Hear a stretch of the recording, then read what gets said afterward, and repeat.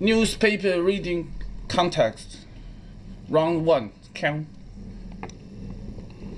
Just for fun, okay? For the breakfast. Morning newspaper reading buddy, who's the best? Fuck you. Okay. Ukraine. East versus West. What's behind Ukraine's political crisis? No problem. Ukraine protests turn deadly. Young and old, they have braved the freezing cold for weeks to voice their discontent. Using snow, wood, metal, and tires, thousands of protesters have barricaded themselves into a makeshift tent city, paralyzing central Kyiv and refusing to leave until their demands are met.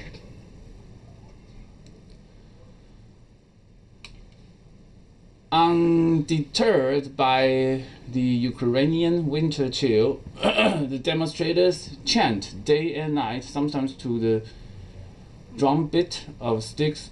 I don't know this word. Corrugated iron, and take to the stage to give speeches demanding the government's ouster and new elections.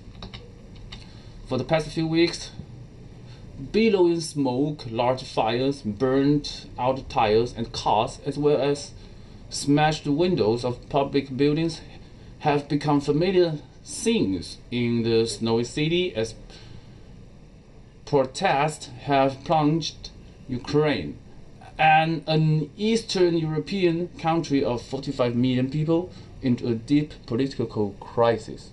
Can you still work? Fuck you.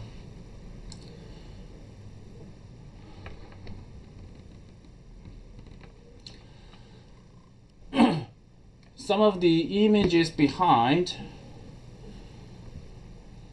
beamed around the world have been particularly dramatic. Protesters knocking down a giant statue of the Russian revolutionary leader Vladimir Lenin and hacking it with hammers to loud cheers, explosions, I don't know this word, reminiscent of the war zone echoing around downtown Kyiv, fierce clashes and abuse.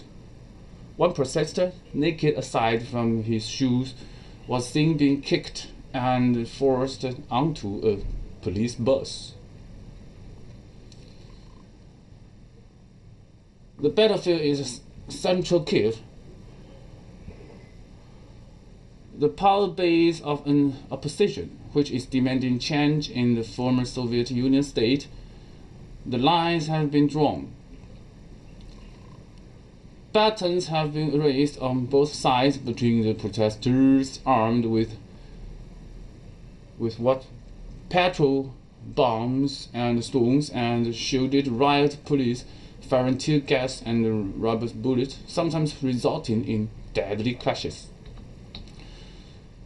But despite a crackdown, demonstrators' morale is high, with no sign of the labyrinth of tents, railing and metal barrels that have taken up Kyiv's central arteries being dismantled just yet.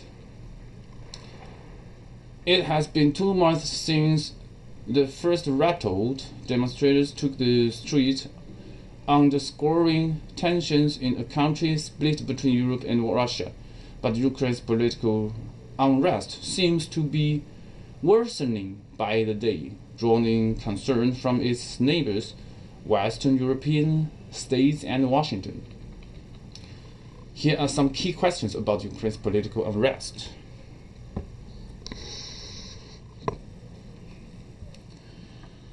What sparked the protests? The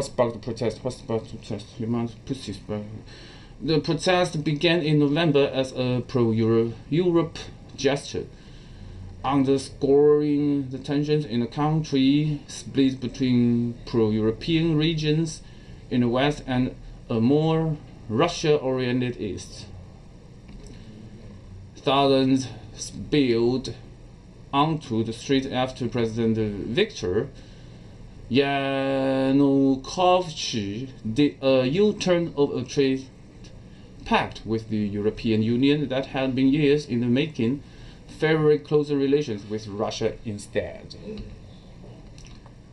Angered by this backpedaling, and the demonstrators demanded the EU deal be signed, saying it would strengthen cooperation with the bloc. The daily protests soon escalated, drawn in parallels to Ukraine's 2004 Orange Revolution, which toppled the government. But with Ukraine desperately in need of a cash injection, Kyiv cited the need for financial assistance if it were to do business with the EU.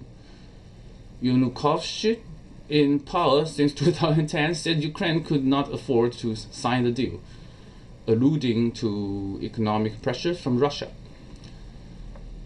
Another factor in Yanukovych's decision not to sign the deal is likely to have been the EU's demand that he free from jail former Prime Minister Yulia Tymoshenko, his political opponent. The Orange Revolution that swept him from office in 2004, when he was Prime Minister, also swept Tymoshenko to power.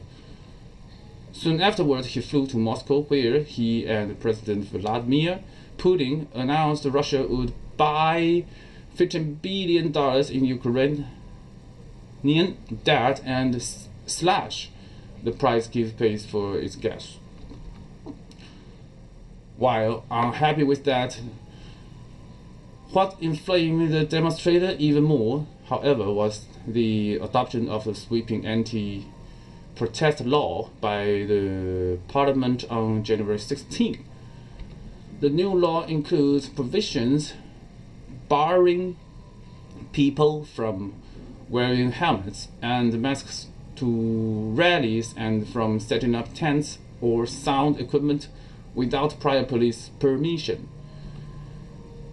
This sparked concerns it could be used to put down demonstrations and deny people to the right to free speech, and the clashes soon escalated.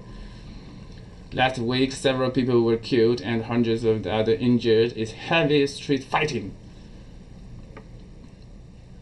The epicenter of the protest have been Kyiv's central Independence Square, Maidan, but the demonstrators have also blocked the street and government buildings. On Sunday, they briefly seized the Justice Ministry. This is Justice Ministry. The changes that occurred after the Orange Revolution weren't simply deep enough. This time around, it appears that the disenchantment is also strong, that there is a genuine opportunity to make a fresh start, said Dalibor Rokhak,